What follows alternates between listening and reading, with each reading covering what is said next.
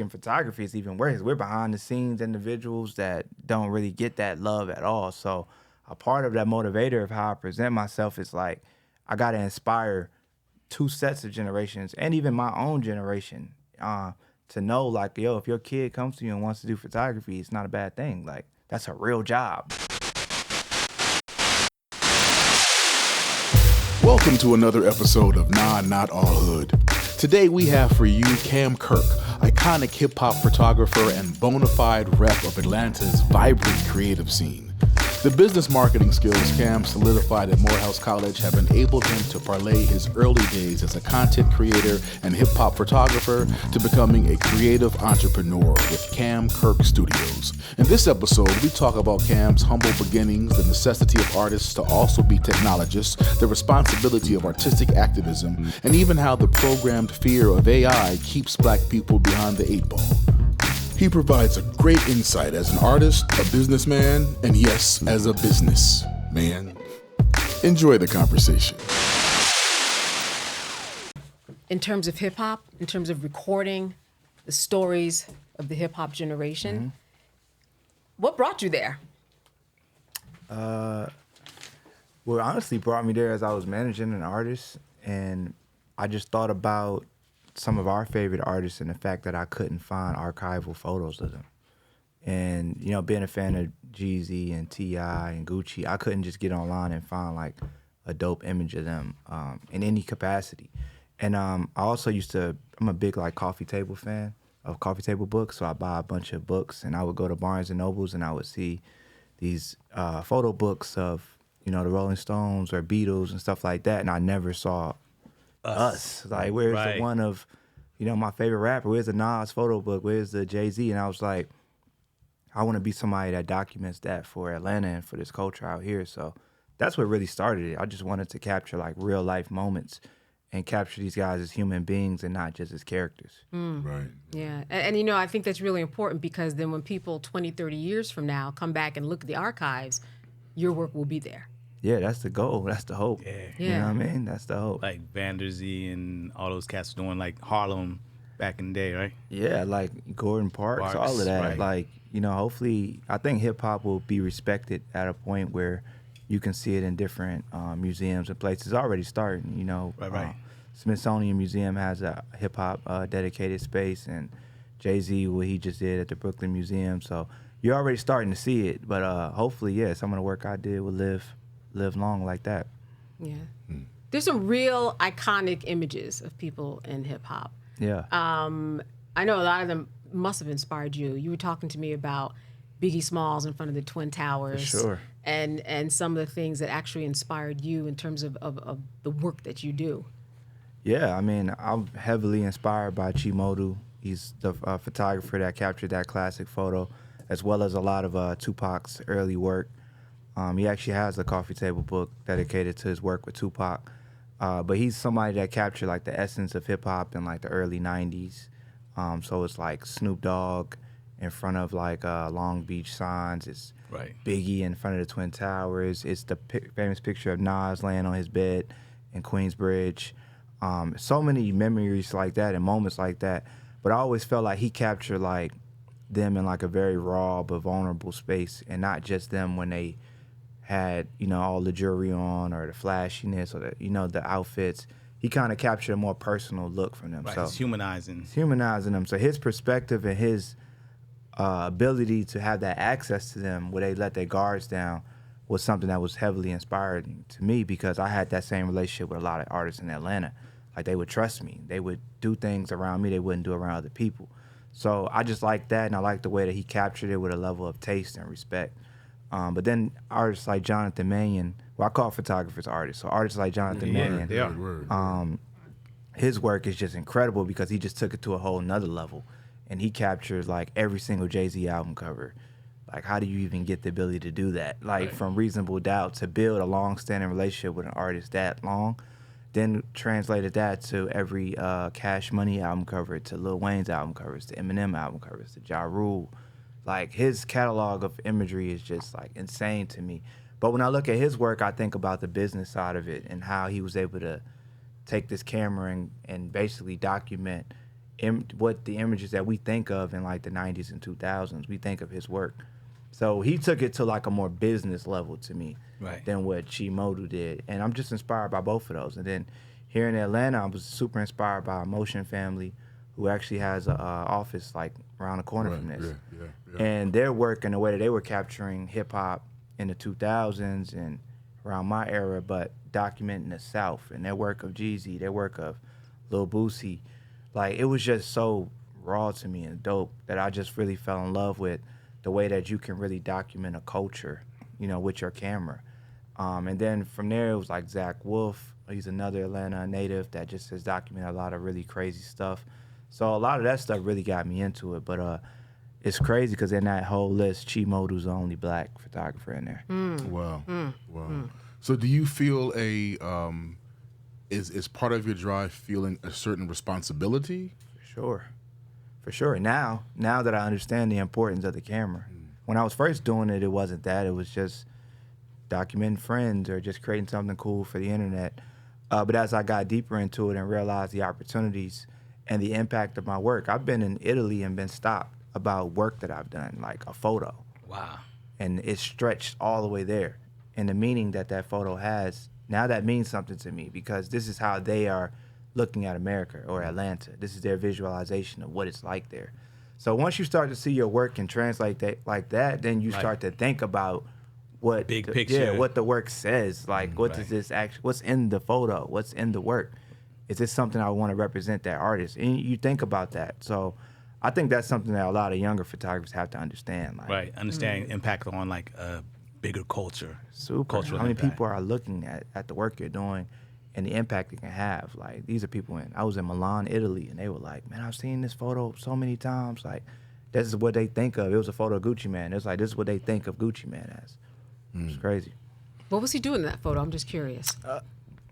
It's actually probably my most controversial photo. Well, we want to hear it. Which is probably why it made me think like that.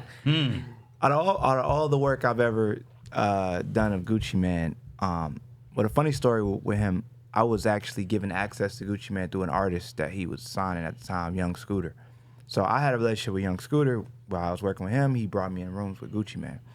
At that time, I was really nervous to be around Gucci Mane because of all of the stuff I've heard, the personality, the, you know, certain things kind of preceded itself. So I was like really nervous about like not being, you know, one on the other on his bad side. So when I was around him, I actually never ever told him to pose for a picture.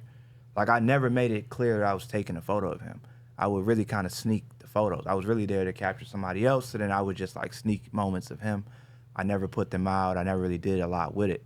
So a lot of the work that I have with Gucci Mane is very candid. Like, the early stuff is very candid. It's off guard. And it actually developed that style that I was talking about where it's very human. It's very, you know, down to earth. It's like a different perspective. But this one particular image that's probably one of my most iconic photos, unfortunately, because it just plays into everything you think of when you think of the menacing side of Gucci Mane. It was like actually on a music video set. He's got a gun in his hand. It's like drugs on the table. There's money everywhere. We're in a trap house. And it's like a BTS shot of that moment. But that became like the legend of Gucci Mane because it's like, it's everything you think about when you think about the menace inside of him. So that photo just like took off like wildfire when I put it out. So that became one that's traveled all around the world and it's in museums now. So it's been that. But it's one of those where I have a love-hate with it because it's like, this isn't the guy I know. Like, when I really got around him, I met the other side. I met the side that the world's kind of seeing now, a family man with his kids, blah, blah, blah. So someone likes to have fun, that's chill. So that just kind of paints the narrative of what he was before. But I like that now he's made a 180 and the people can see like this other side of him because it gives a little contrast to who he is. So do you think the popularity of that photo comes out of that it perpetuates that stereotype of 100%. hip hop? Yeah, I mean, that's hip hop is built off of that. Right. But you know what I like about it? Yeah, the business, But you know what I like about it is that you have the power of the camera to create the rest of the pie. So we just saw one little slice. Yeah. And now you have many, many photos, and we'll create many, many more that will hopefully strike a balance in terms of what you're saying and what you hope other people see from that one picture, even though it's gotten so much attention. Yeah, that's the hope. And that's when you talk about responsibility, that's your responsibility is to tell the whole story. You know, and as a photographer, you're a journalist in certain ways as well. You're just through imagery. So it's your job to tell the entire narrative of what happened. You know what I mean? Right. And it's dope that you've gone like sort of beyond just your role as a photographer, but also sort of expanding and opening up to that responsibility to a greater community too. Sure. You know what I mean? Yeah, because you got to pass the torch. Once you inspire somebody, you don't just leave them there. Like, you know, like in this day, it's a lot of smoke and mirrors. So a lot of people have their own perception of what my life is like or what my career was like. So as I'm meeting young photographers and they think it's one way, I'm realizing like, oh, you're not getting the full picture. Like you're just seeing this. No pun intended. You're not seeing the full thing. So it became more important to me that I sat down and said, oh no, it doesn't work like that. Like, you don't just happen like that. Like you gotta do this, or this comes with that, or you got your job is to do this. And like a lot of young photographers will see my career, oh, you travel, you tour, you're with artists all day, it's just must be partying and this and that. You must be making millions of dollars, and it's like, nah. You don't make anything sometimes. And then if you're really good at it, there is no partying, there is none of that. You're working. Like when they're having fun, you're documenting. And if you're not, you won't be in that position for long.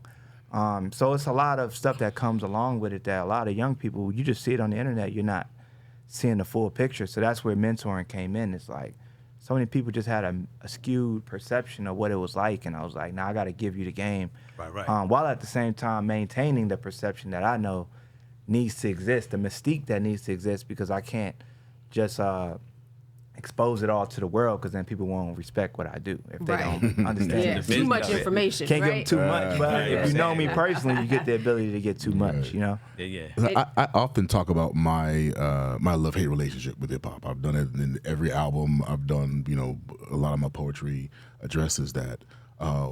What do you? It's two questions. I'm gonna start with the first one. What do you love about hip hop? I love that it's probably one of the only things in culture that I feel like was originated with us, and we somehow still have the ability to maximize and make a lot of money off of it. I like the fact that it has changed lives of families, and it's taken people literally from, I've watched it, from people that literally had no money or were homeless to superstar or more fame or money or whatever can come with it. Now, I'm not a big fan of what happens or what all the steps they have to do to get there or what things come with it. But in terms of like a vessel to create potentially generational wealth for Black and brown people who come from poverty, it's one of the only forms we have, unfortunately, that can happen like this. So for that, I respect it. I respect how it can change people's lives and how it's changed my life and other people around me. So those are some of the things. I like that it's creativity. I like that it's self-expression. I like that it's radical at times. I like that it's our way of combating the system at times when done the right way. So I think all of those things are the special parts of hip hop. I love its influence. Through hip hop, I've landed at shoots in Milan, Italy, and all across the world. I love where it can take me. So from there, I love it. Yeah, the opportunities it creates is kind of dope. Yeah. And I think a lot of us, and I know you included too, here at this table, know the responsibility too of a parent to make sure that their child is involved in the arts in some way, because the school systems, the dollars, they're cutting back the budgets. You're not really getting that. So what you're doing out in the community, you're really supplementing what they should be getting in school.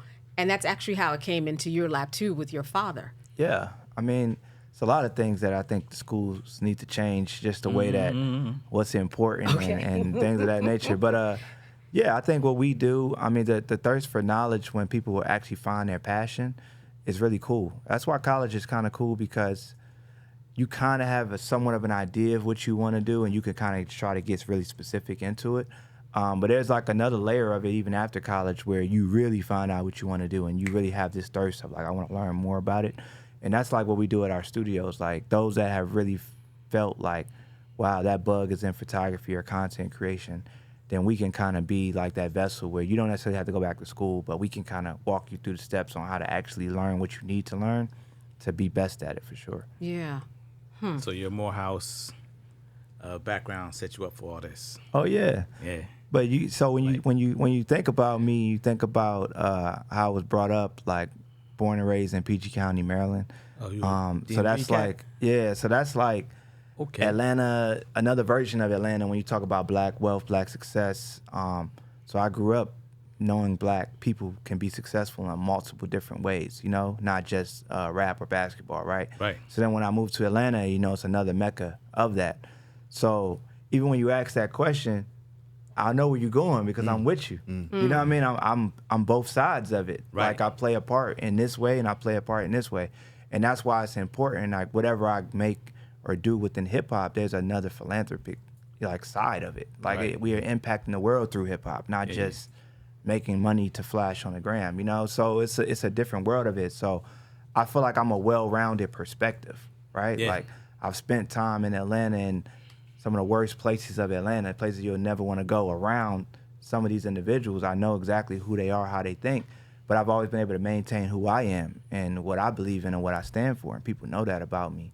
But it definitely comes with both sides. Like, I don't just walk around listening to all of the stuff that's on the radio. Right. It doesn't mean something to me. Like, it hits my spirit the same way. Like, Yeah. I went to Morehouse. Like, you know what I'm saying? It's a different vibe. Like, for sure. I feel like it's kind of similar to it's a little stretch, right? But to you sort of maintaining your integrity as an actor and the balance in your role choice and things of that nature. You know what I mean? Like, like you still hip hop and you still a black man, but you ain't playing that role that's gonna have you shucking and jiving and drug dealer number 3. Right. Yeah. You know what I mean? Yeah. I've been. It's interesting because like we talk about artistic activism, right? That was one of the things we talked about when we were coming up with the topic for the show, and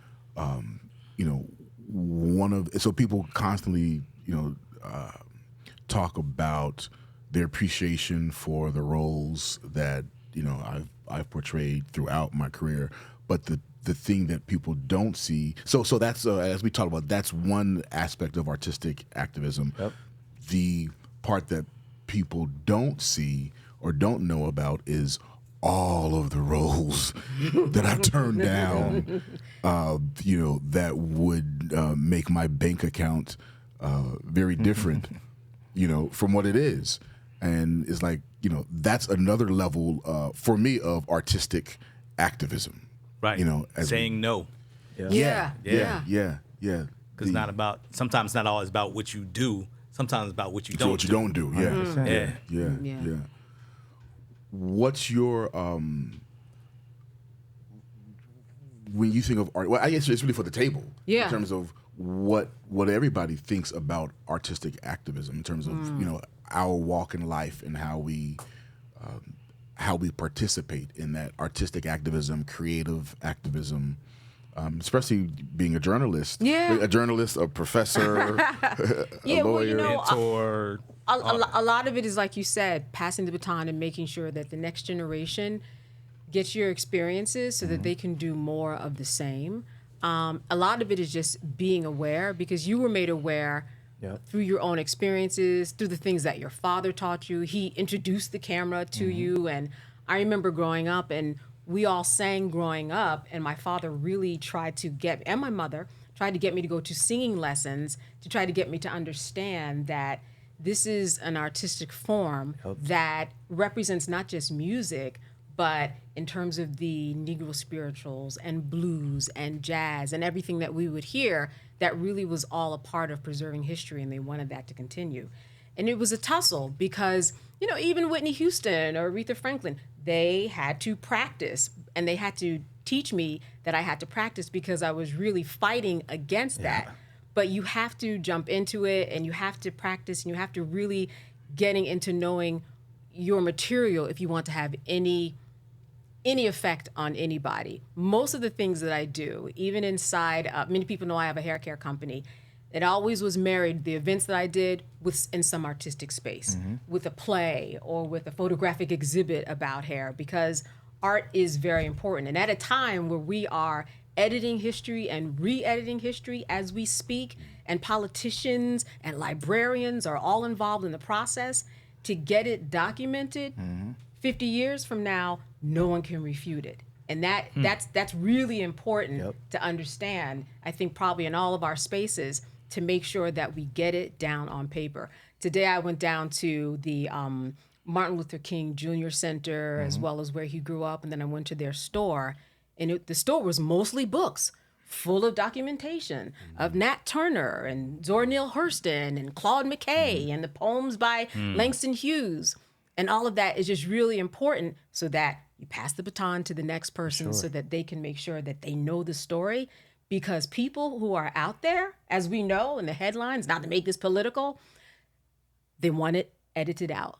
They want to change the history. And I think that that's the real importance that I think about whenever I am following art or I am creating art in that art space. Yeah, I agree with that. I mean, I think with any level of success in whatever industry you're in, there's a responsibility that comes with it.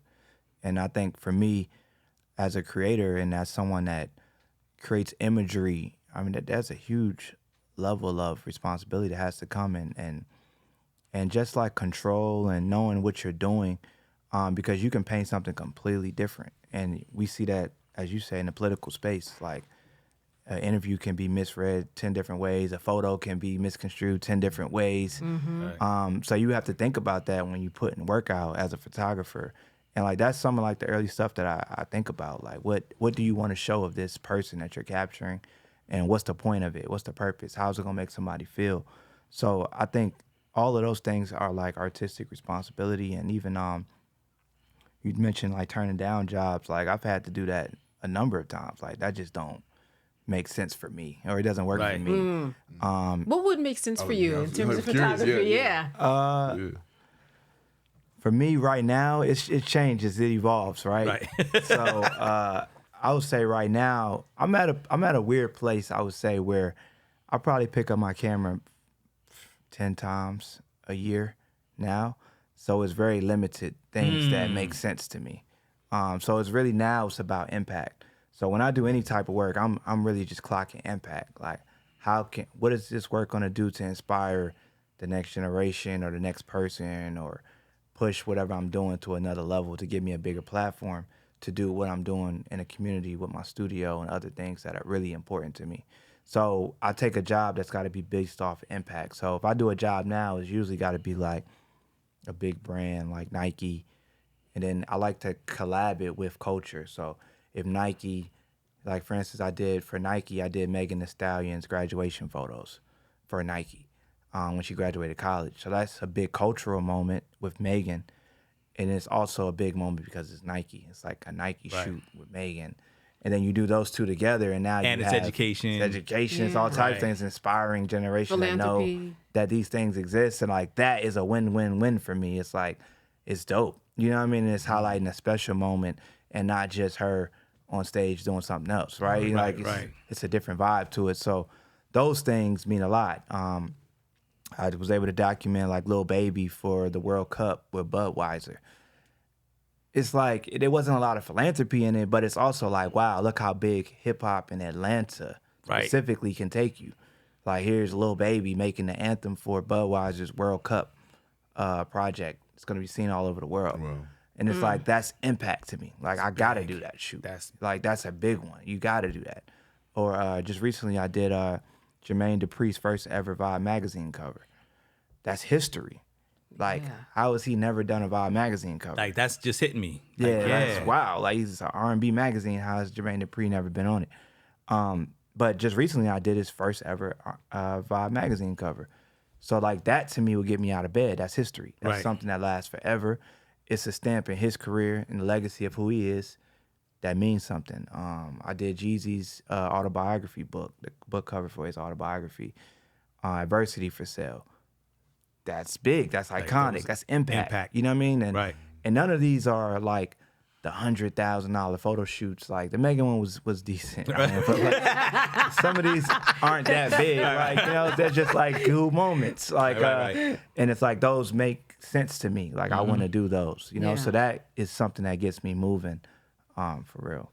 We were in New York City, And there was one evening, Malcolm, you went to interview. We were just all parted ways. And I was trying to go to the Museum of Modern Art before it closed because there's this picture called Belizaire and the Frey family, I believe. Lane, check me out on that. But what it is a picture of is it's 3 white siblings back during the time of slavery and a slave leaning on a tree, looking more humanized and I don't know what some people might say, I know, look slightly classier than the way that they have, they meaning painters, white painters especially, have showed Black slaves with the eyes bugging out and, you know, everybody's super black and, you know, me somewhere on the side. And he's leaning on the tree and he's kind of in the picture and they're sitting down and he's dressed in something very white and prettier than what you would see for someone during that time, especially someone painting it. He was an adult or a kid like the rest of them? 14 years old. Okay. Yeah, and the reason that they know this is because at one point,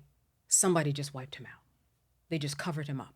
So this painting lived in, you know, somebody's basement for a while, somebody's attic. It stayed with inside the family. And then when an art enthusiast came across it, they decided, wait a minute, we need to uncover that up. We see that something's covered. So they went through the process of having the whole piece of artwork restored. Wow. And they took it off, right? Took the paint. I mean, that's a process because for decades it's sitting there covered, uncovered it, and here you see this enslaved person, not a slave, right? Because that's not how he came over here. Enslaved person that was seemingly more a part of a family and portrayed in a different way. And this is really one of the first of its kind that shows those kind of humanistic values, even though we know it was an inhumane period. MoMA ended up buying it for a disclosed price. And so when I left you that day, I was like, y'all, I'm going up to MoMA. I just wanted to see, because as you said, you can have a piece of artwork, but then how does it fall on the person that actually takes it in? And not just take it in from, oh, I see that picture of Belizaire and the Frey children, to see it in person. Well, it was a long line. I didn't get in that day, but it's they bought it as part of their permanent collection. Wow. But yeah, and they also have an exhibit about Harlem. I mean, the lines were just so long. Again, I wasn't able to get in. Of course, I will eventually see it. But there's a lot of enthusiasm around art, preserving art, whether it's pictures, whether it's Afrofuturism, whether it's jazz, whether it's, I mean, there's so many art forms that we are a part of that need to be restored. And so I really see that as part of your journey. And you know, obviously you do too. Yeah, it's important to me. So I think that Was this it? That's the picture. Yeah, so that's the picture. So the whole thing you see on the right-hand side, gone. like So from here up. yeah, everything. So they restored it, and not only did they restore the picture, but they also revived the color. And there he is, right? So when we think of people being enslaved, I mean, obviously, what they know about him now, it's got roots in Louisiana. He's 14 years old. All of the children predeceased him, and that's all they know about it. They don't know much else.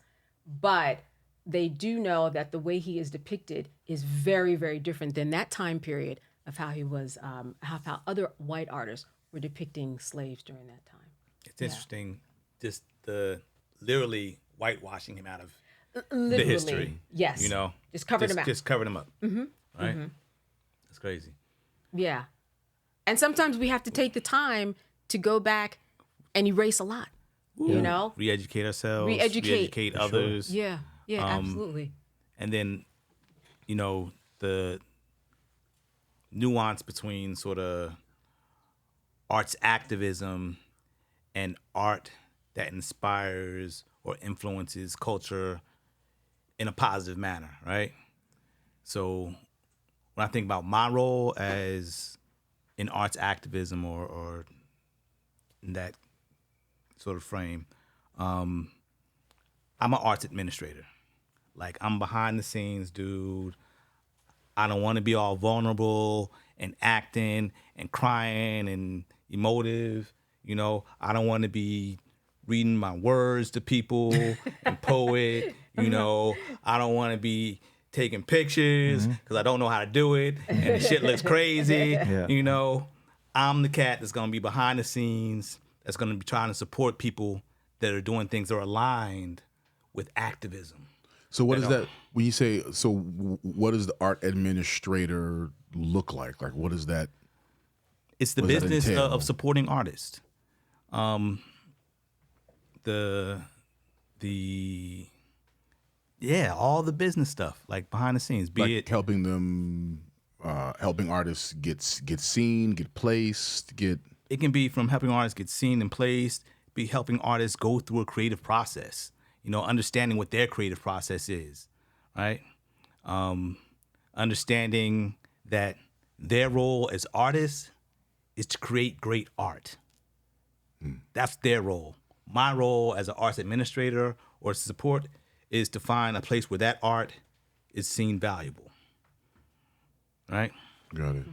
And also sort of challenging myself personally to do things like this, because originally we thought this was going to be a podcast that was just audio, where I didn't have to sit here in front of people and talk, like, we can call, let's call Cam, click, right? But challenge ourselves to make sure that we do the things that are pushing the culture, and supporting the principles and ideologies that we want to support. And That's right. there's the picture without the that was the Oh, look at that. Yeah, that was the edited version. So you can see at the top right, something was there, and that's what got people thinking about what was there. I love the fact that they were actually interested. Yeah, and finally interested. You know what I mean? Because it was decades before that happened. Oh, I'm covering my mic. I'm sorry, sir. But yeah, so yeah. Move your microphone. And I also think that one of the interesting things is that when we talk about the arts can be expensive. Oh, yeah. So if you don't have somebody supporting you in that process, or sometimes somebody in his position will say, we have money for you, or here's a grant, but You giving out grants, bro? I mean, but there was a time, in the right position, Look, But yeah. So the fact that you even had a camera, that is not inexpensive. And so we're going back. You don't have to say your age, but take away some years. Not cheap to be a photographer, even today. Yeah, it's definitely not. I mean, that's one of the biggest challenges that most creators have is being able to remain creators. Like even with our studio, like when we talk about our challenges or we talk about our competition, I tell my staff and my employees all the time, it's not other studio spaces. Our biggest competition is how many of our photographers that utilize our space, utilize our resources, can remain photographers full time or have to go get a job. Wow. right. Or trade their camera in to pay rent. That's literally our biggest competition. Like we literally watch clients that were active there, Doing their once a thing. week, and then next time you see them, they're like, oh yeah, I don't shoot no more. I work at corporate somewhere. And it'd be like, I mean, good for you, but dang, like, we just lost another member of the community. Yeah. So that it being expensive, and especially where the game is at right now with photography, it's the budgets are drying up. The value of it is decreasing because we all can pull out our phones and take the same or similar photos. So most people would assume imagery is being consumed so much that you just overlook photos. You see thousands of photos a day. You didn't used to see that. Right. It's not normal for you to just be consuming thousands of pieces of art daily like we do now, right? Right. So the value of a photo, holding a physical, photo in your hand meant something to you. It hit your spirit a certain type of way. It was tangible. It was Tangible. You go to your grandmother's house and she got the family photos all over. That meant something. Man, and the Yeah. smell, like it was. You could see it, you could pick it up and XYZ. And now it's on a digital frame or something that you can give to your grandmother and just import photos all day. Man. It just changes. Everything is so, the value of it is decreasing, while at the same time more and more people are getting into it. Because after COVID, a lot of people spent that time away from their corporate jobs, working whether remote or unemployed. They started picking up creative hobbies or ways to express themselves. They were in their house. They didn't know what else to do. So you got a surge of people like, oh, wow, I like photography and now I want to get into it, which is it's a blessing. It's great. But now they're trying to get in a market that's decreasing. at the moment right now. And the technology improving and getting better and better. So You don't have to be might as be good. you might be an amateur, like extra amateur. Right. You might not be a good photographer, Yeah. but you can have a good quality picture. Super. And a good filter. Super. And if you popular, or you got Right. other whatever, then you get a leg up and an advantage. And then especially when you think about like us, like black photographers, there are not a lot of us that also have the access to actually monetize their work in like the gallery space or in That's a like whole nother the art, game. the real art form of it. Right. So where a lot of black photographers are stuck being like service providers. They just get hired to shoot. Right. They're not really able to create and express themselves and then make money off of their expression. So that also causes another level of friction when you think about photographers. Like all of my work, all the stuff I've been able to accomplish as a photographer, I've never been endorsed by a camera company. I've never been, represented in an art gallery space. No one's reached out to me and be like, man, this work is incredible. We would love to hold your archivals, and never. Right. You know what I mean? Never been really, really welcomed into that space. That many photographers in other races are able to sell artwork for $5,000, $10,000. They're able to get their work licensed and XYZ. So a lot of those opportunities are not there already. And then it's slowing down where, if you're doing a photo shoot for a local artist or even a local just individual, their birthday shoot, they're not trying to spend more than $200. So Like they're not. Like they're just a norm. They don't think the price should be that much. Right. So they can go and do it themselves. So Right. how many shoots do you got to do at $200 to pay back that $5,000 camera and Right. everything else that comes with it? Right. It's challenging out here, for sure. Do you feel like the role of the sort of archival photographer being different from like those that are doing like the Benji Reeds, who are doing like these creative Afrofuturistic pieces? How much of a difference does that make? I mean, there's a big difference, I feel, in just the different paths you can go through with photography.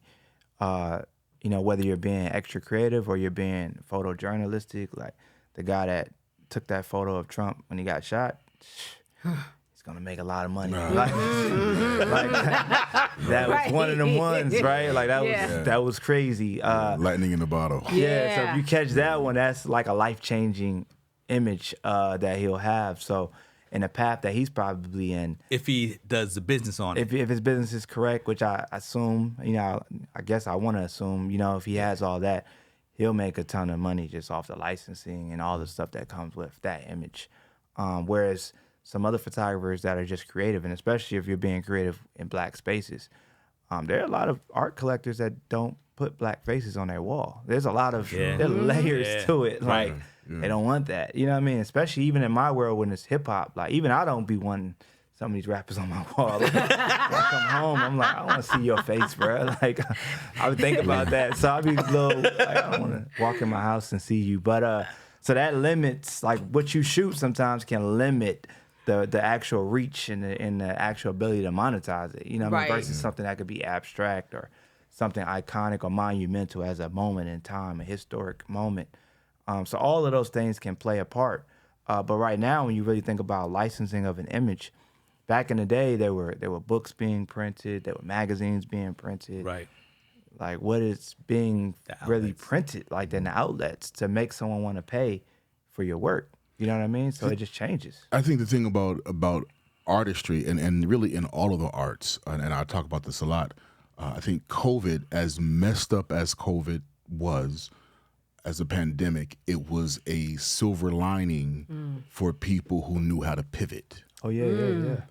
And I think where we are now in the arts, where there's film, television, music, photography, visual arts, Dancer. that we have dancer, actor, whatever that art is, we all have to figure out what our individual pivots are, because no one's making the kind of money they were making. Right. With music, there was a time where I could go do a live gig really not make much money once I pay the band and everybody else. But I can sell do, those CDs. man, I do a 90-minute gig and spend 2 hours afterwards selling CDs. Wow. Sitting there, as long as I'm signing CDs and taking pictures. Yeah. So that's 2 hours of work, but that's income. I can't even give a CD away around now because there's nobody has anything to play it on. Yeah. And now with streaming, everybody's getting fucked on streaming, right? So we all have to figure out, it's a beautiful time to be an artist because you don't necessarily have to have a middleman. But I say the only reason to be an artist now is because you love the art and you have something to say.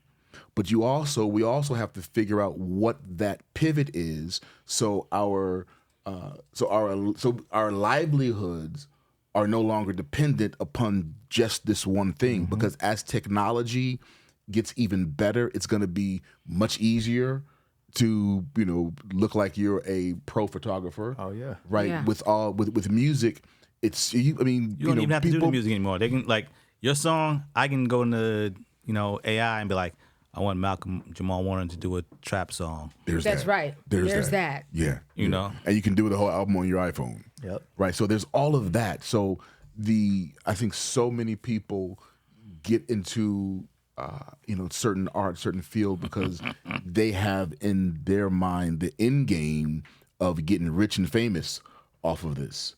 Whereas now it's like, no, if you're doing it, you got to do it for the art of it and figure out what it's like before the end result used to be the product. Yeah. Right. Now the product has to be the promotional tool the marketing, for whatever your bigger thing is. I think if you're an artist in this day and age, you also have to look at yourself as someone that works in technology and as a technologist. You have to understand that you are in that industry now. Right. Because your work is being distributed through the vessels of technology. So when you understand that, then you have to be paying attention to the trends of technology and how these things are going to impact your work. So you should have saw AI, and if you don't see AI right now, you got to see how AI is going to impact podcasting, photography, how it's replacing video editing. All these things are already existing. So if you're not thinking, if you're only focusing on the trends and what you think is your industry, the arts, or what are artists painting, or what are photographers doing, you're missing out on the fact that you're a dual artist. You're in technology as well. So for me, I'm looking at AI. I'm looking at all the new ChatGPT updates and how soon and how quickly eventually is this going to be this. And then it's going to be like, wow. And it actually makes you better at your game because you have to keep up because you gotta utilize it. Yeah, I remember, editing, being in the news, and it used to be, that used to be just left for people who actually studied it. Now your 80-year-old Aunt Jackie in Bethlehem, Pennsylvania, she's editing too. Yeah. Because it's just no, she's not. She's just that. She's taking the thing, she's dropping it in. You know what I one mean? button One button, yeah. But I mean, just that And it whole does it for process. you. I mean, whatever the editing is, you're dropping in pictures. It puts it all in a throws the music. It's easy, but you're right. It does make you a better artist because you have to rise above the equal playing field that technology has created. Yeah, and you have to understand, we're at a renaissance right now. This is the same era I feel like we were at when the internet was first created. And there were people that were old school making money pre-internet that never made the transition. They were just stubborn and never understood the importance of it. And then you have people like Mark Cuban who made billions off of the beginning of the internet, right? Right. And I feel like with AI, we're at the same That moment. And there are people that change. Yeah, and I think it's not to get too racial, but it is things that happen where I think they try to scare us from looking into it. So when a lot of the stuff that I see on the It's internet, okay to be racial. It's okay. We're a black podcast. It's all right. the stuff that's presented. I ain't trying to mess up your money though. The stuff that's presented to us is like the fear of AI. Man, they can clone your voice. Man, what if they call your daughter and tell her you're outside? What if they do all these things? And that's what's starting to circulate in the black community, man. I ain't messing with that, man. They listen and they can do this.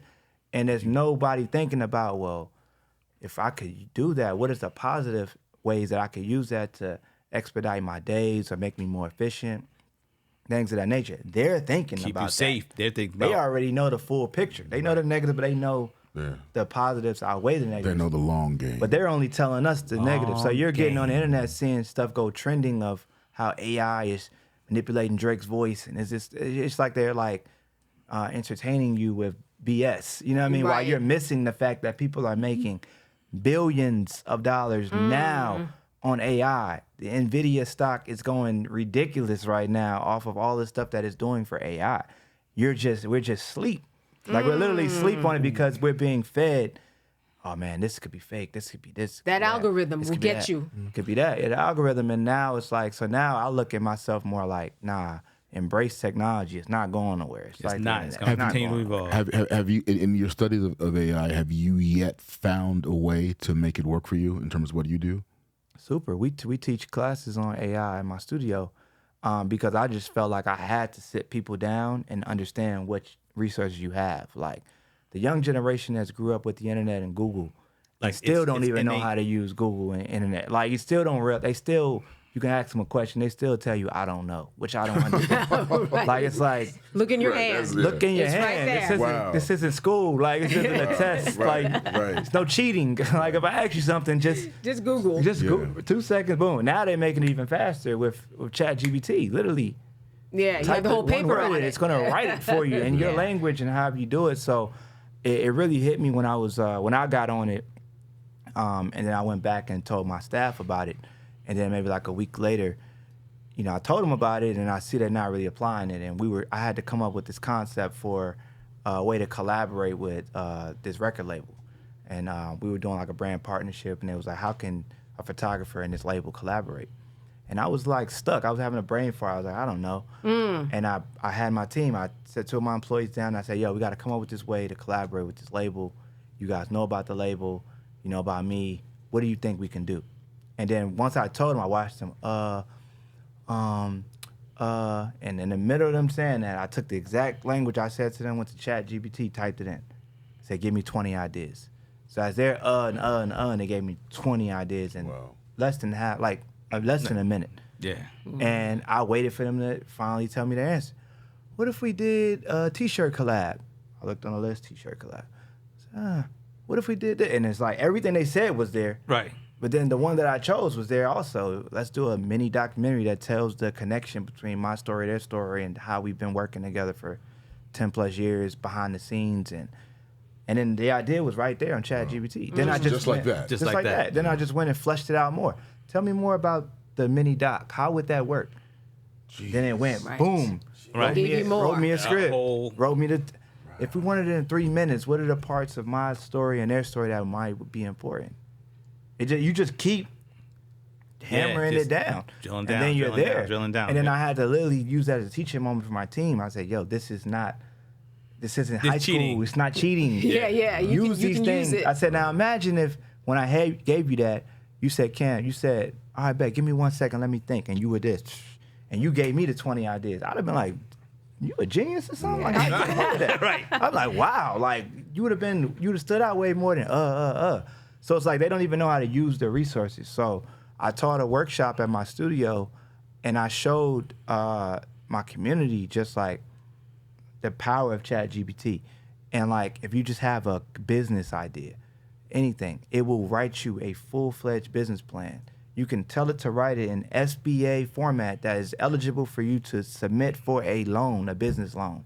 It will format it in SBA format and give you everything you need to go and do whatever. Even if you're just storing ideas, like if you thought about opening a restaurant, you can go to ChatGPT and use it as your business advisor. It will walk you through everything you need to open a restaurant.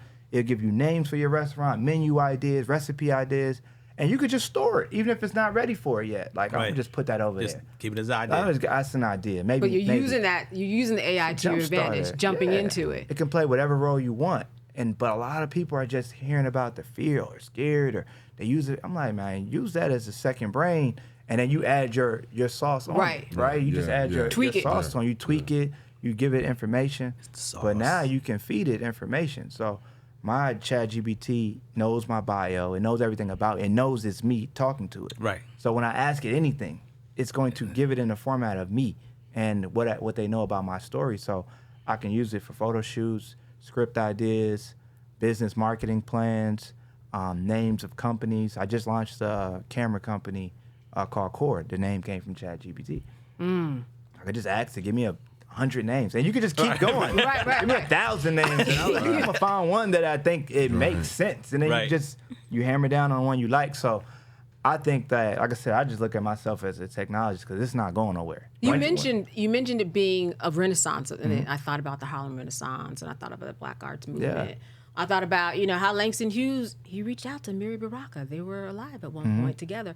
And I'm wondering, if you're thinking about it in a Renaissance way, what is there a collaborative, or should there be something else going on? Photography is a very, you're in solitude a lot. Yeah. But in terms of the Renaissance and kind of jumping in this, what is probably a movement, it's going to be looked at it from years from now. And how do you capitalize on that by more of a collective? Yeah. Because people in Harlem Renaissance, they all knew each other. They went up to Harlem, and that's where they all landed. And you have a lot of people landing here in Atlanta.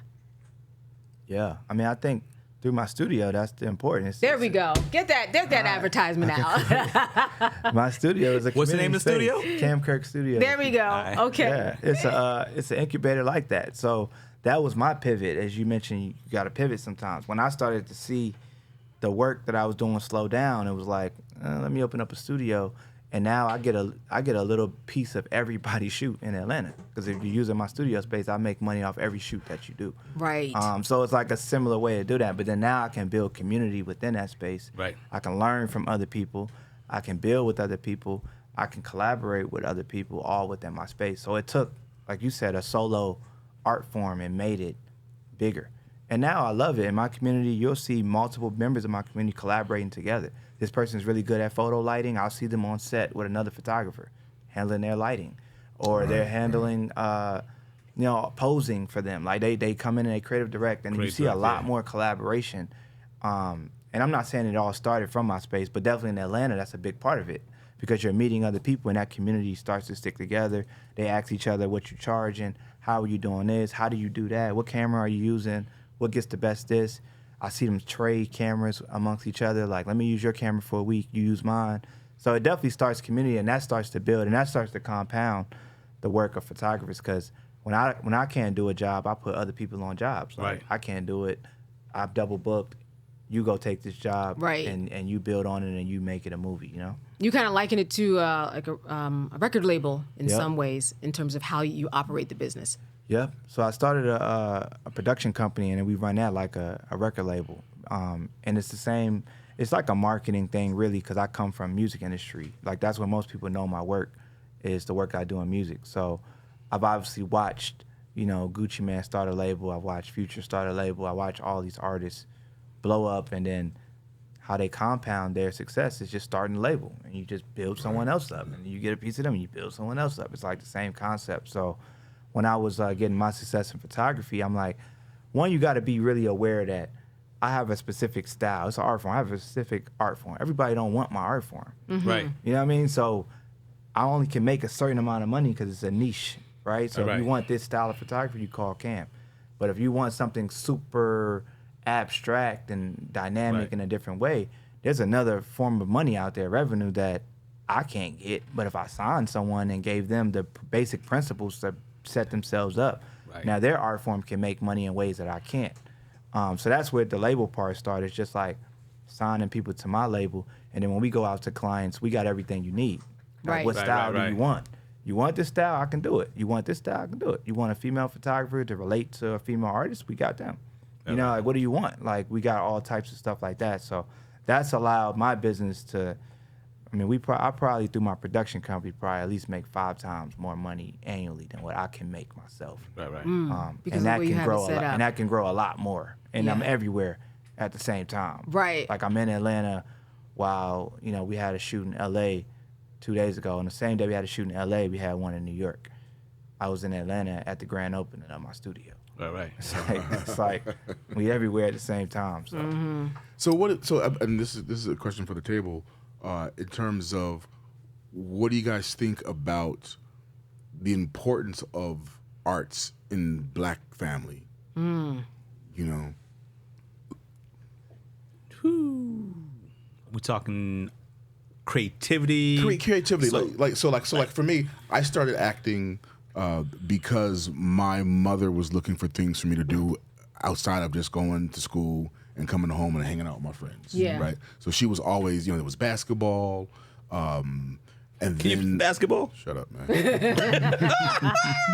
No, I'll tell you what's funny. I was 6 or 7 years old. I told my parents this is before I had ever acted or anything. I told my parents I was going to either be a famous actor, a famous poet, or a famous basketball player. Wow.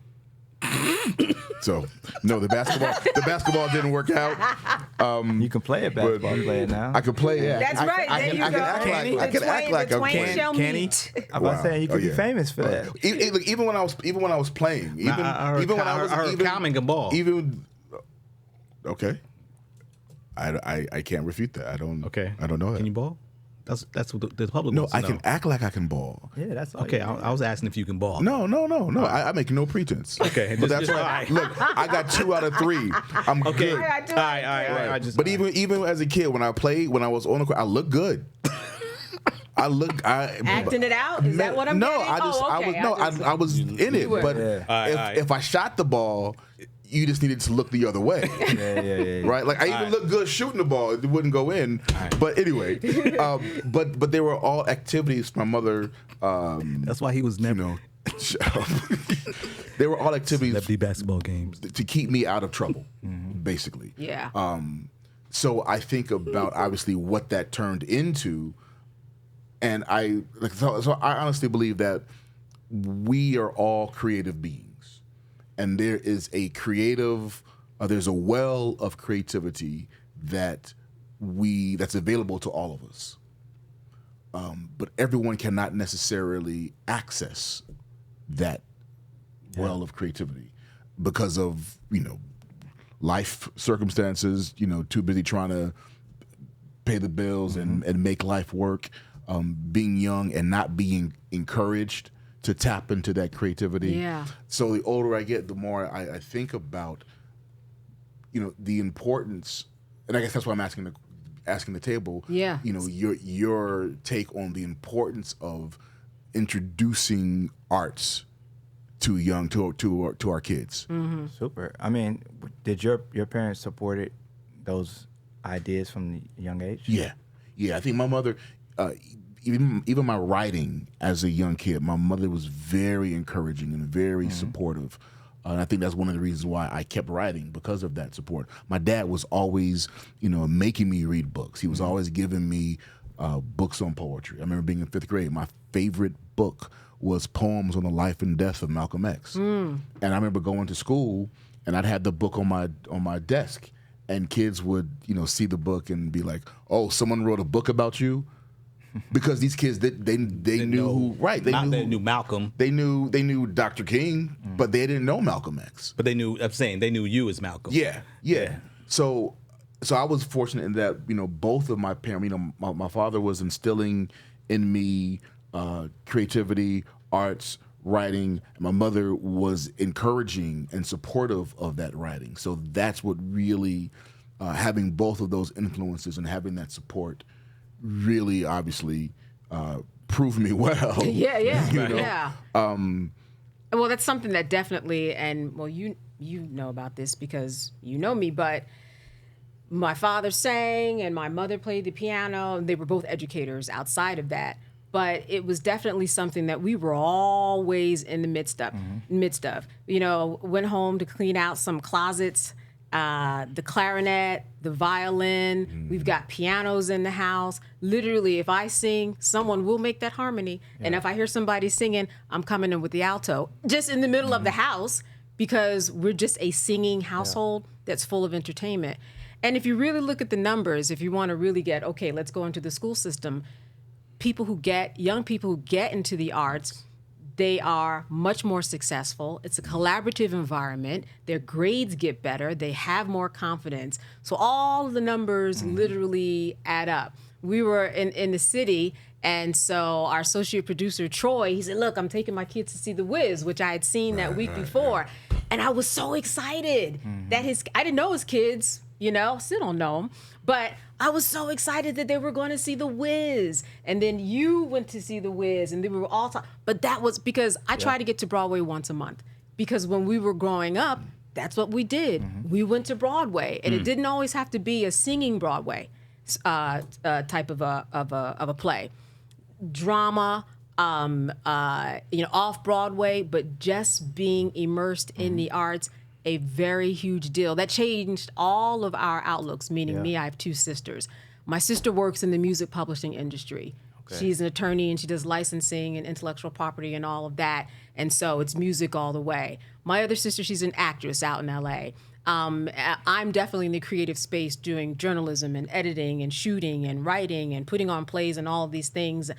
It is very, very important. Not just to, be the activist, and that's the amazing part of it, but because it builds you up as a human being.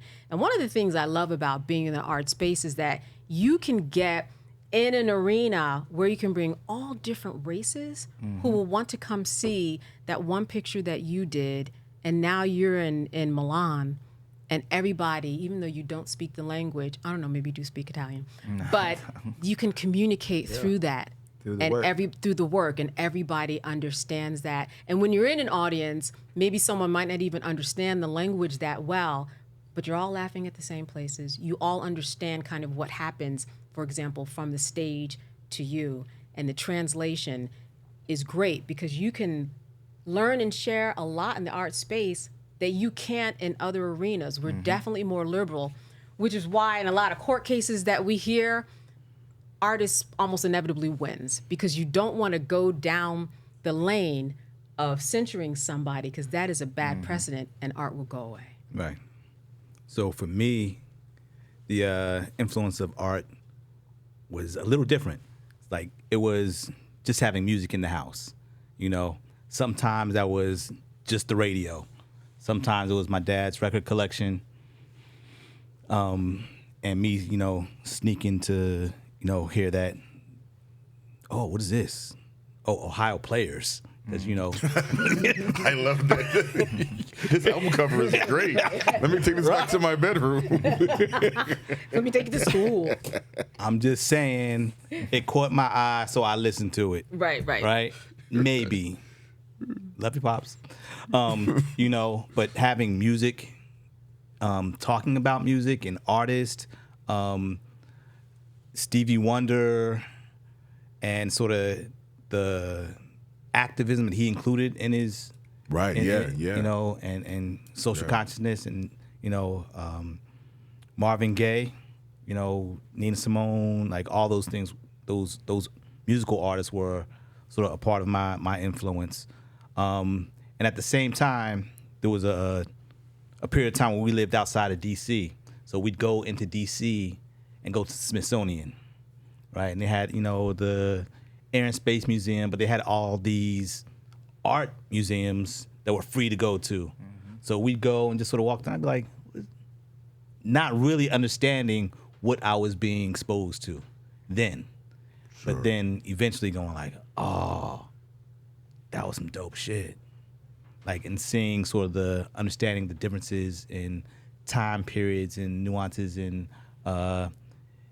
brush strokes and those little things about art that ended up influencing my eye on society and be able to notice sort of more intricate things in society as well. How old were you when you got to that appreciation of what he was showing you?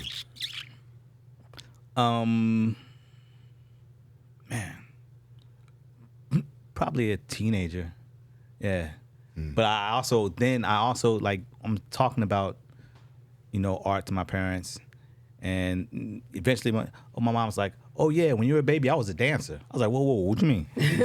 She was like, no, I used to do African dance. I was like, huh?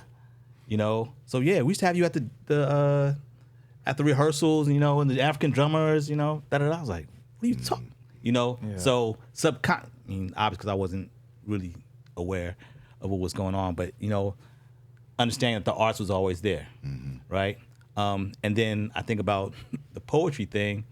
I was doing the arts admin thing behind the scenes, helping poets do open mics and stuff like that, right? Yeah. But there was a time where I wrote a thing or two, right? And, I won a couple poetry slams here and there, right?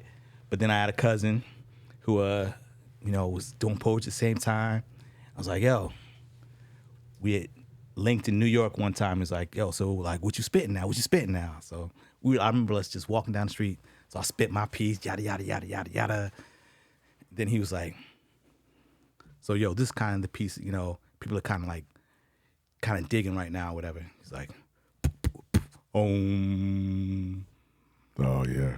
Saul Williams. Yeah, he killed the game. Like, does this piece where he like, we'll find the clip and put it in there because that shit is crazy. But that kind of stopped me from doing poetry. Wait, I have known you for 20 plus years. I never knew you won poetry slams. You've never shared. Are you serious? Yo. You have never shared that with me, brother. Look, at Winston-Salem State, struggling college student, if there was a poetry slam, I was going to get that money. Wow. It was like only a couple cats could really rock with me. So I was like, I knew that I was guaranteed money. So I didn't go get me some ramen noodles or whatever. Saul, you messed up Wade's poetry game. Hey, I went to Howard University and on a scholarship, and we would recite poetry on the speech team. And so that's how, from my sophomore year on, we would be out doing poetry and prose and competing out on the yard. So just reminding me, you said, get that money. There is, money in it too for people who are listening and thinking, oh, okay, some poetry. It is out there. I mean, you have to be very strategic about it. But people She lying. Ain't no money in poetry. Go to those schools on those speech teams. You know what I love is that your father, growing up, you told me there was never a space you lived in that didn't have a photography studio inside of it. Whether it was a house, whether it was an apartment, always made the space. My dad always made space for photography. So that was something that was just instilled in me early on. Photography, my name is Cam, it's my real name. So it's not short for Cameron. What is, okay. Still but Cam. that's like, was that intentional? He would say it's not, but I would say like how did somewhere in your mind, right. It makes sense, right? So my dad, and when he did photography though, he did it from a very traditional, professional way. Like my dad would be the one that shoot your wedding or a prom or set up the backdrop outside or whatever. Right. So when he did it, I wouldn't say it wasn't creative, but I'm not going to say it's not creative. It's still a lot of creativity involved. Yeah. But it was much more like suit, tie, professional. You show up on time, you do your thing, and then you kind of transfer the photos. It wasn't like you were trying to put them in awards or art galleries or things of that nature. It was really kind of service-based also, just make money off of it. Right. So I never really took a liking to it. It was doing chores for me. I hated it. I hated the concept of it, so I never was connected to it. Wow. So art to me, growing up, as I'm thinking about hearing you guys talk about it, I didn't grow up in a traditional or anything untraditional. I guess it would be where somebody did music in my family or poetry or anything like that. As I think about where my creativity started, it really started a lot in video games and just the ability to customize things in video games. That was kind of my generation. So creating players in Madden or creating players in NBA Live and how you want them to look and how you want them to play. It's that's kind of where it first started. And then I used to play video games all day and night. So then video games translated to this game called The Sims. And in The Sims, you can create your whole life, worlds, and you can build buildings and houses. And when you really think back, you're really being extremely creative because it's how you design the house, where you want to put the door, where you make your kitchen, where you make this, where he works at, what job they take. It's very customizable and it's really drawing in a certain sense, but just through this form of technology. And that's where a lot of it came. And then that expands to other video games and things of that nature. Then that translates to every day and the way you dress and fashion, the way you present yourself.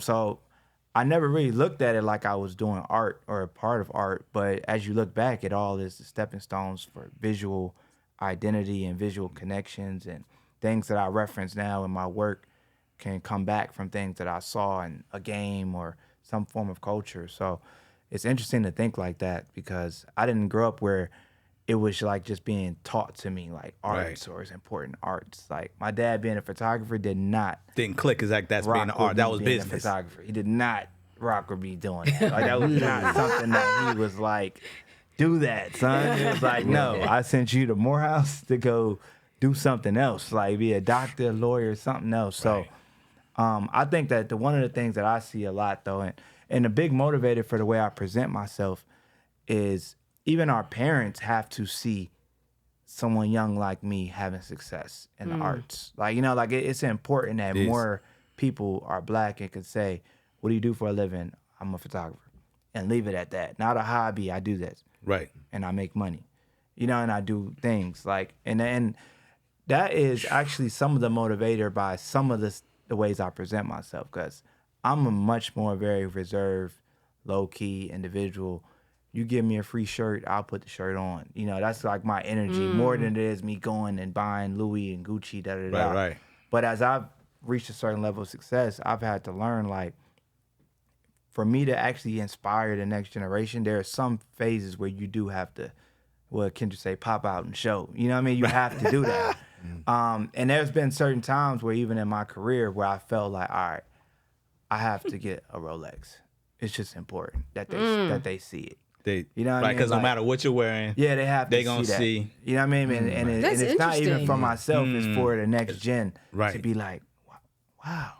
So you're really can do speaking that? their language. Yeah, you can do that. Yeah. I can get that by being I can a get that by photographer. being like, yes, you can do that. Like, And that's you're right. It possible. is good for parents to see, because you might grow up in an art space, but yeah, they're not saying, hope you become no offense, hope you become an actor. Okay, so you're going to be an actor. What are you going to do to get food? Yeah, they're doing You know all what I that. mean? It's just one of those things where Doing all of that. Yeah, They don't know doing it, that. and it's Right, not they even don't- their it's 'cause- fault. They've never seen it. Like, they don't know Right. somebody that say they did that, and that's what they made a career out of. So, Right. And that's how, especially in photography, it's even worse. We're behind the scenes individuals that don't really get that love at all. So a part of that motivator of how I present myself is like, I got to inspire two sets of generations and even my own generation to know, like, yo, if your kid comes to you and wants to do photography, it's not a bad thing. Like, that's a real job. Like, it's not like get a real job. That's a job. And here are the things they got to learn on how to do it and maximize it, but they can do that. Right. So that's really important, because nothing discourages creativity more than your parents, to be quite honest. Yeah, I think it's hard for parents for any kind of. It's hard for parents to see any kind of creative endeavor for their kid to be successful. Yeah. Right. Because they don't equate creative with business. And also I think the They see artistic. that as sort of oxymoronic. But I think even artists see that as well. I think artists get so locked into the art of it that they don't think so much about the business side. Whereas now, what we're talking about, being a technologist, right? The way the business is now, you can't go in just being an artist. But I think traditionally, artists are not the best business people. Yep. Right. So right. when you're a parent and you have like my mother wanted to play violin, and her dad said, you can't make no money playing violin. And I think as parents, when we think about our kids wanting to be an actor or wanting to be a dancer, or even if it is photography, or you want to be a painter, a visual artist, the first thing the parent goes, you're not going to make any money doing that. So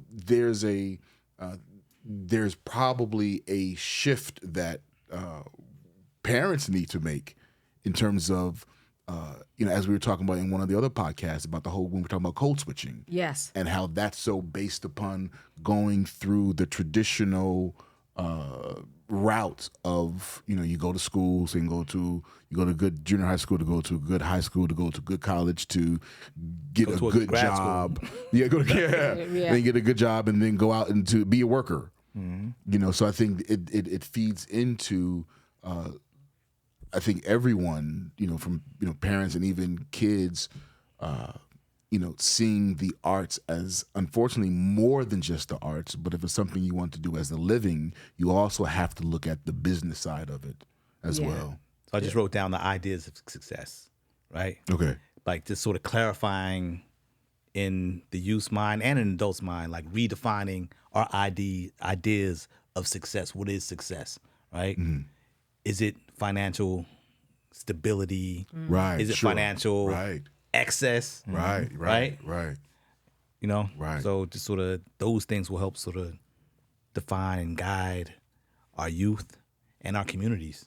And our adults. Yeah. Yeah. Yeah, You and I know? think even on that level, people need to know that there's not one form of what success Right. is. Yeah, exactly. It's a personal decision on how you define it. But we've been conditioned Yeah. to Our conditioning's what been conditioned. I'm sorry. Yeah, nah, that's facts.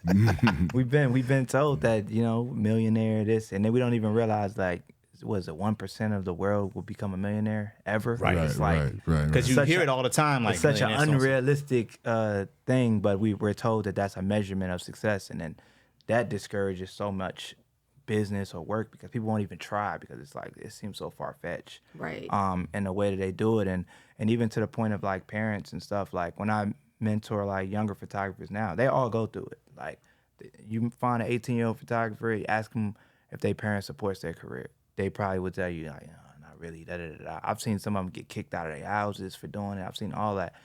And what I try to tell them, because it took me a while to understand my dad's tough love on it, what I had to realize is it's like the highest form of love. He cares so much that he's ready to fight me over doing something like this. Like Right. he's ready to put a strain on our relationship to ensure I don't mess up. Like, and I had to really go Yeah. back and think about it. I'm like, Like, he's not doing it because not he hates doing it- what you're he's not doing. hating on you. He's doing it because he actually loves you. Like they Yeah. really love you. That's why they're telling you that. Like, bro, I want you to be able to eat. Yeah, in order to defeat that, you don't defeat that with combative, negative energy like I probably was back then. Like, man, you don't know what you're talking about. Yeah. No, understand where their concerns are and attack their concerns. So if With a he's- plan. Yeah, with a plan. If he's concerned about how I'm gonna make money. Talk to him about the money you made. You know what I mean? Stop asking him for money. Stop depending on them. Yeah. Straight make your independence. Set your goals to that. Like, let me get independent of him first, and then now he can't bring money up because, Dad, have I asked you for money? Right. All right, let's take money off the table. Now what's next? Like, you want to see that? Okay, have I asked you for that? So then with my dad, I had to start like learning, like, okay, he's motivated by stability. My dad's in the military and worked in the government. He wants to know that you're going to be on stable ground, son. Right. With So then- insurance, yeah, by the with way. insurance, you get all that? that, you gonna get all I that. get the insurance. Good. It has insurance? Yeah, Oh, right. all Yep. that. So I had to start attacking that. You know what I mean? Like, all right, bet. So then I started to tell him how much money I was making. I started to be more like, and I'm never that person, but I had to be that to him. Like, Right. hey, Dad, they just paid me XYZ for the shoot. What? Yeah. You know what I mean? Like, yeah, I did. I can do that. And then he's like my Could you do that? Yeah, I he's did like my that. biggest fan. He's my biggest fan, and You know what That's I his find support. That's dope. these days sometimes is that you on the opposite side, you will find, I see a lot of young people, they get online and they say, you know what? They see people on Instagram and then the entrepreneurship really starts bubbling because they see people making money. But I don't see them often wanting to put in that work that we're all talking about, the business, because they see the end result. Wow, that person makes 6 figures every month. And they just post? Yeah, they just post, but there's a whole lot behind it. They wrote the skit, they edited the skit, they figured out all algorithms, they did a whole bunch. But I find that I meet a lot of young entrepreneurs who are online and think that social media really is the way for a lot of stuff to And- translate. They don't put in the work on the business side. Yeah. But a lot of them aren't putting in the work artistically either. True. You know, that artistic and creative process. Because unfortunately, where we are in the business, the talent is not the priority. Unfortunately, It's the end result of all the accolades and money and people seeing who you are. yeah, it's like, how do you get followers, Yeah. right? How It do ain't you about get followers, it's the engagement. But the way, okay, Yeah, right? how do you get engagement? But again, those things really come before right. the talent. Yeah. Because you don't have to have a whole lot of talent. no, you don't. It's clickbait. And Yeah. following trends. I know. Yeah, and unfortunately, so we talk about, so I think what happens is people start to see they don't necessarily have to put in the work. Like, why put in all this work on this talent when it's really the other things that get me in or get me over, Right. Yeah. So that's I can just keep posting a bunch of mediocre stuff. Something's going. Yeah. Yeah. Something's going to catch. so at And there are a lot. some point- And I also want to say there are a lot of people that are putting in the work too. Well, yeah, I but mean- but that's why at some point as an artist, as you at 7 years old, you don't make these decisions, right? But as you Right. get older and you cross that threshold, am I trying to make a living off of this art? Then yeah, you have to look at, as I said, the business side of it. But then you also have to look at it, are you really trying to be an artist? Because in that case, you have to put both in both baskets. Because you can say, okay, I want to be an artist, but I really want to be back to success, how you see success. Well, I really want to be rich and famous. Right. So I'm going to put more of my eggs in this basket and not really cultivate the art because I don't necessarily have to, because my goal is to be rich and famous. Unless, or the other side of it, if you want to be an artist, like I want to be a true artist and I want to make a living at this, then I have to do the extra work in cultivating my art and the business part of it. Yeah. That's where we are today, unfortunately. Yeah, but I'll ask you guys, do you guys think being an artist is synonymous with being an entrepreneur? No. I think that's a new way of thinking. I think that's something that more people have to think about. Yeah. Like you don't have to. Just because Right. you're a photographer, you don't have to be an entrepreneur. Right. There are other outlets, ways for you to stay doing exactly what you want to do. And I think that what trips a lot of talented individuals up is that they assume that they're one and the same, and they might fall short on these 9 other things, but be really talented here. And if they could just focus on their talent, and you just may not be an entrepreneur, it's fine. You go Right. up under a system, you'll be great at what you do. Just stick to what you do. You'll be successful. But it's a lot to think about. I got to take on marketing, accounting, Right. all these other stuff. And that discourages true talent off the gate because they think that they have to be an entrepreneur, and you don't. And your work can get out there. You can still be creative. It's some of the best photographers in the world. They work for the NBA.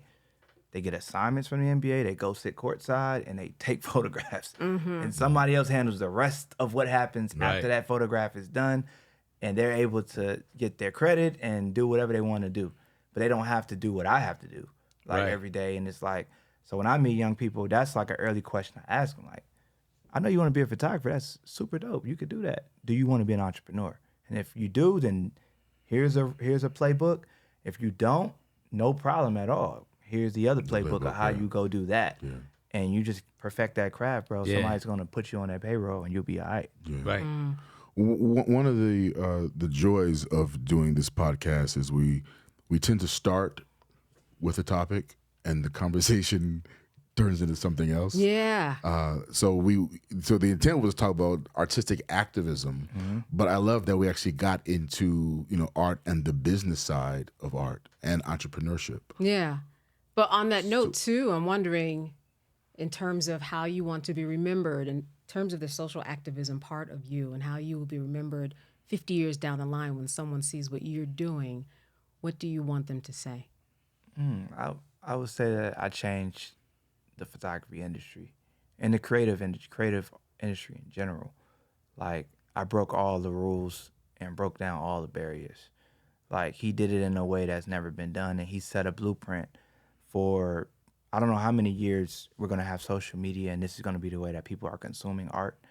But he created a new blueprint for how to navigate in this world where, like I said, the art is being consumed 100 times, thousands of times a day. And how do you make money in a space where people are not appreciating the same way? I think it's going to be that. Then I think it's also going to be just the business of arts and creativity. Like, he turned it into a business. Like, I'm really inspired by even like Kevin Hart and things he's done as an actor per se, to how he started and how now that's translating to whatever book of business he's been able to create. Like, that's cool for other actors or whoever's inspired by him, or comedians that start like that, to see where it can go. And I think that I have the ability to do the same thing as it relates to like photography. It's like, you can start off being a photographer, but you don't have to stay in that box. You end up having your own burger joint. Whatever You can wanna end do, up being a business man. you can. And a While preserving business history, too. man. Yeah. Cool. Well, thank you, brother. And I Good appreciate stuff, y'all for man. having That me. was dope. Good show. Love. Cam Kirk Studios.